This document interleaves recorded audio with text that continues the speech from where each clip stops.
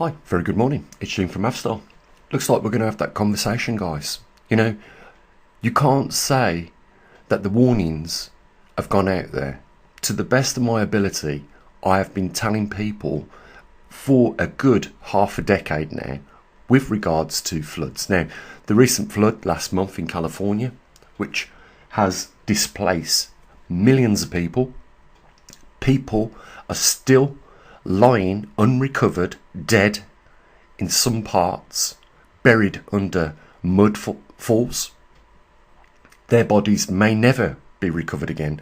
There are so many missing people, and there is a lack of support from state officials and the American government in general. But this isn't new. Just because it broke 500-year records this time round doesn't mean that this is new. Just look at this. A year ago, flood emergency in Southern California. 8 months ago, California battered by more historic rain and flooding. And then a month ago with Helene's hurricane. What does it take for people to understand what we're trying to put down? If there is more cosmic radiation in our upper atmosphere as a result of a weakened magnetosphere and a weakened heliosphere, which is like the Earth's magnetosphere only on the scale of a solar system, then there is going to be more cosmic rays inbound, and it will eventually end up in our upper atmosphere, causing cloud seeding, which is a platform where precipitation can condensate on, or raindrops can form, which will inevitably form precipitation given the right circumstances. Adding to that, broken jet streams, because the laden water in them jet streams will get in polar and subtropical both over the southern and northern hemispheres of our planet. It sets up everything you need, the perfect recipe for what we're seeing and what has happened in California over the last month, over the last 8 months, over the last year. And I know a lot of people complain about the shadow banning on YouTube, and it is what it is. If they want to cut the voice of somebody putting the warning out there for people to first of all understand their terrain in which they're living in, and yes, you may not been affected by this, but you could still be living in ancient flood zones. And just because they haven't flooded in the last 100 years or 200 years or 500 years, it's just a matter of luck that the circumstances haven't formed for that to return into a flood zone. And I could have saved people their entire livelihoods, all their savings, all their hard work, if only they'd listened to the warnings. And we ain't out of the woods yet, guys. There is more to come than what we have seen. Our jet streams have broken down as far as normal behaviour 10 or 20 years ago, 2 decades ago. It is not the same as what it should be. And people are still failing to hear the warnings. It is bizarre, absolutely bizarre. Check your ordnance survey maps. Have a look at where you live. Just do that simple thing. And you know what? You might prevent your family in the near future or the long-term future being caught up in one of these events, because they're more likely to happen than not now, is all I'm saying. And what you're risking by not doing these simple checks is your life, your loved one's life, everything that you've worked for your entire life. So, to check the Ordnance Survey map, have a look at what altitude you live at, have a look at what is surrounding you. Are you in a flood zone, a zone that has been known to flood in the last 500 years? Do some due diligence here, guys. Just take a little bit of time out at some point in this week, put it down on a piece of paper that I'm going to check the Ordnance Survey. I want to look at the altitude of where I live, and if I see that I am in one of these danger zones, then it might be a good idea to sell up and relocate. You know, I've seen it in this country. There's a town called Bewdley. Some of you guys, some of you Brits might even know that town. And it's along the side of the River Severn, and it floods regularly. It's to the point now where people can't get house insurance. And, you know, these people are resilient. I've got to give them that. You know, the house floods up to the ceiling in the living room regularly. And they, you know, when the flood recedes, you know, the waters go back down to low levels. You know, they knock off all that plasterwork in the house because it's been destroyed. They get all the wood out. You know, they replace all the furniture in the house, and, you know, 13 months later, happens again. These should be the most cheapest properties in the UK, because who would want to live in a place like that when the sun is shining? Believe me, it's a beautiful town.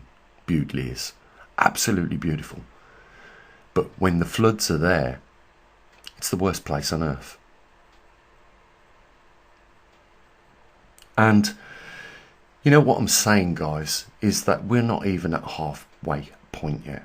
We haven't seen the acceleration of the magnetic poles really kick in, and trust me, you can expect the worst during that point of even lower magnetic field strengths. It would be better if it all happened tomorrow, to be honest. The sooner the better. You know, the sooner we get over the halfway point, the better. At least we know then we're on the better side of this. But we're not even there. Yes, we have noted over the last 12 months an increase in speed. You know, the magnetic North Pole covering more distance in a shorter space of time in the last 12 months, and faster the 12 months before that. You know, it has gradually picked up speed. And it has done this for the last 100 years. We've seen it. It's like gear changes. You know, from the 1990s to now, it has covered more in that period of time, that those 30 years or 34 years, than it ever had did in the previous 90 years. So this thing is accelerating, and it is getting much worse. The impacts of this is global. What happened last month in California has happened in Africa, in some of the most barrenest places on this earth, which should be the eye-opener for everybody. You know, when we see deserts going greener, well, it's because there is more water there now. You know, lakes reappearing, and I'm not kidding you, in a week. Really big lakes. In 1 week, a lake has formed out in the desert. Something must be changing, and it surely is, guys. What is the cause? The root cause of this is the magnetic poles on our planet are changing.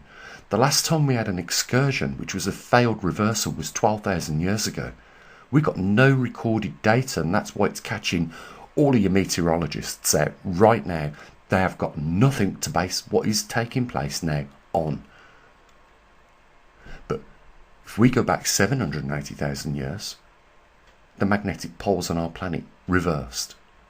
And before that, every 300 to 350,000 years, it was almost like clockwork and predictable that the Earth would go for a magnetic reversal, a completed one. And this time round, we're 500,000 years overdue. So, based on all the previous reversals, this one is unlike any other that we've seen. And even if we had recorded data, we couldn't rely on that as being the case this time round because of the 500,000 years delay.